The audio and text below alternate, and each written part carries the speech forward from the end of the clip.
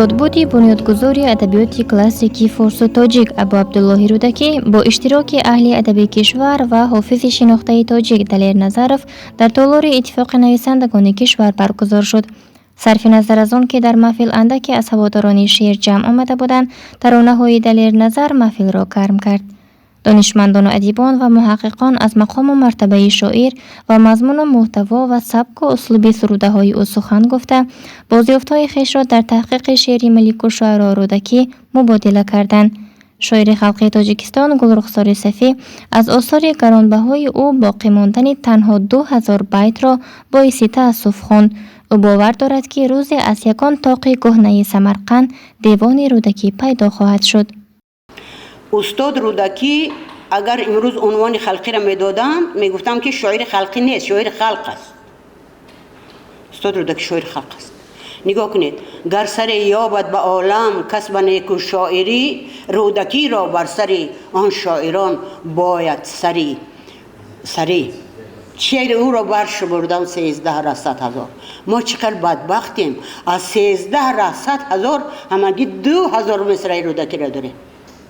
عبدالله راهنما ادیب و سیاستمدار تاجیک جایگاه رودکی را در تاریخ تمدن ملت تاجیک بنظیر خواند.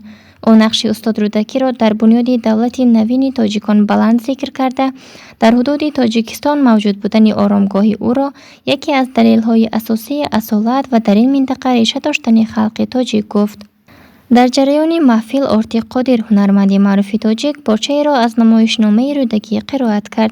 او از نسل آخرین هنرمندانی است که در سن 55 سالگی با کارگردانی هاشم گدا نقش رودکی را اجرا کرده است. چشمی سرم را ربودم، چشمی دلم باز شد. من اکنون جهان را دگرگونه می‌بینم. جهان آبستن است، روزگار نو، طرح نو خواهد زایید. شاد و با امید باید زیست. زندگانی بی‌رحم است ولی استاد است، آموزگار است. هر کی ناموخت از گذشت روزگار نیز ناموزد ز هیچ آموزگار. شاعر خلقی تاجیکستان اسکر حکیم بخشیده به یادبودی استاد رودکی و مبارک بودی دلیر نظر دایر شدن محفل را رمزی ارزیابی کرد. او میگوید این نشانه از پیوند امروز و گذشته پرقناوت است.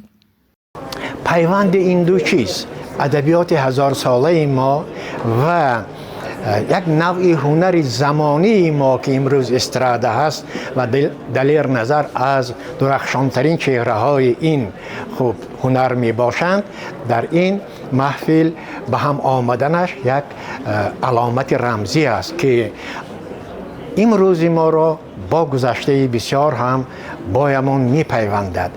در ادامه حافظ شهیر تاجیک دلیر نظرف که اول ماه سپتامبر با جایزه دولتی به نام رودکی قدر شد به سخن آمده ترانه ای را که شعرش منسوب به قلم رودکی است اجرا کرد. محفل با سرودن چند ترانه دیگر از جانب آوازخوان خاتمه یافت. مستم زیبای جانم مستم زیبای جانم مستم ابریشم قرمزی بدورش مستم ابریشم قرمزی بدورش